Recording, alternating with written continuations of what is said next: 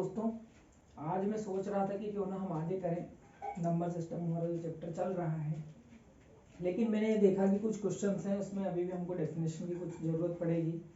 बाकी जो स्टूडेंट्स हैं मैंने देखा कि उनका बेस बहुत कमज़ोर रहता है, उनको पता ही नहीं होता कि पूर्ण संख्याएं क्या होती है, पूर्णांक संख्याएं क्या होती है, इंटीजर क्या होते हैं। बहुत मतलब मैंने कंडीशन बहुत क्रिटिकल देखी, तो मुझे ये लगा कि क्यों ना इस विषय में थोड़ा सा और आगे किया जाए, जो चीज़ छूट रही है उनको वापस से कवर किया जाए। तो हम नंबर सिस्टम में कुछ और चीजें हैं, जैसे प्राकृतिक संख्या बोल है ना, देखें हम तो प्राकृतिक संख्या नेचुरल नंबर्स वो होते हैं। बहुत सारे लोग नेचुरल नंबर समझ ही नहीं पाते कि नेचुरल नंबर क्या है। तो गिनती की सभी संख्याएं प्राकृत संख्याएं कहलाती। गिनती की सभी संख्याएं मतलब 1 2 3 4 5 6 7 8 9 से लगा के अनंत तक।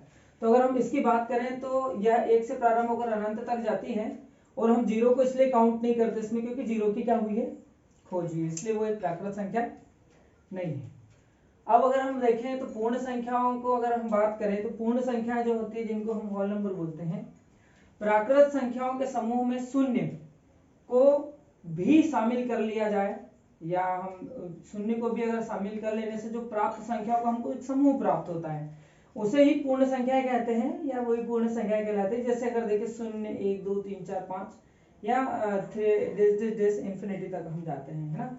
तो अगर हम देखें तो इस टाइप से अगर प्राकृत संख्या जो नेचुरल नंबर हमारे होते हैं प्राकृत संख्याएं, इनमें अगर शून्य को भी हम मिला लें तो प्राकृत संख्याओं के साथ में अगर शून्य को ऐड करके जो समूह बनता है उसको हम बोलेंगे क्या, तो बोलेंगे हम पूर्ण संख्याएं। अब हम देखें पूर्णांक संख्याएं, तो पूर्णांक संख्याओं के भी हमको विषय में जानना जरूरी है। तो इनको बोलते हैं इंटीजर्स नंबर। आप देखेंगे कि 7th क्लास या 6th क्लास में शायद इंटीजर्स का एक पूरा चैप्टर ही है, तो उसको समझने के लिए ये चीज हमको काम आने वाली है।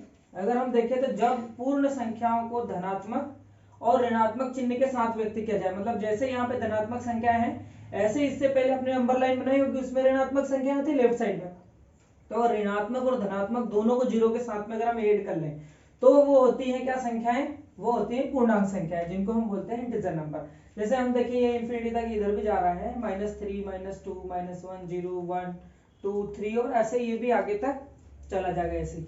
तो अगर हम इन सबको देखें तो ये जो नंबर है, जैसे माइनस वाले नंबर भी और प्लस वाले नंबर भी, सबको ऐड करके जीरो के साथ में अगर हम एक समूह बनाए तो वो कहलाता है पूर्णांक संख्या। इसमें प्लस वाली संख्याएं भी आ जाती हैं और माइनस वाली संख्याएं भी। अगर हम देखें तो इसमें क्या है, जितनी भी प्लस वाली संख्या है वो भी आ जाती है और माइनस वाली जितनी संख्या है वो भी इसमें आ जाती है।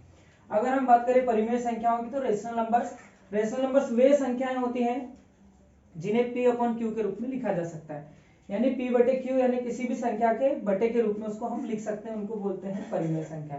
अब परिमेय संख्याओं को और हम अगर थोड़ा और डिटेल में देखें तो इनका दशमलव निरूपण क्या होता है, शांत होता है। जैसे हम क्या करें, P कोई नंबर है, जैसे 3 है और 4 है, तो अगर 3/4 को 3 में अगर 4 का हम डिवाइड करें तो ये पूरा पूरा कंप्लीट डिवाइड हो जाएगा। मतलब जो शेषफल है क्या है, जैसे शेषफल है ना, शेषफल है या रिमाइंडर बोलते हैं इंग्लिश में इसको, रिमाइंडर अगर क्या आ जाए, जीरो आ जाए, अगर रिमाइंडर अगर जीरो आता है तो वो नंबर क्या होगा, टर्मिनेटिंग होगा, और आवर्त रिकरिंग बोलते हैं इसको, ठीक है कि नहीं। और अगर इस टाइप से अगर कोई आवर्त रिकरिंग कोई नंबर आता है, कोई संख्याएं ऐसी आती हैं जिनको P/Q के फॉर्म में लिख सकते हैं, और उसका जो दशमलव निरूपण है वो टर्मिनेटिंग और रिकरिंग या फिर पूरा शांत और आवर्त है, मतलब पूरा एकदम शेषफल उसका जीरो आ जाए, तो ऐसी संख्याओं को हम बोलते हैं क्या, परिमेय संख्याएं, ठीक है कि नहीं।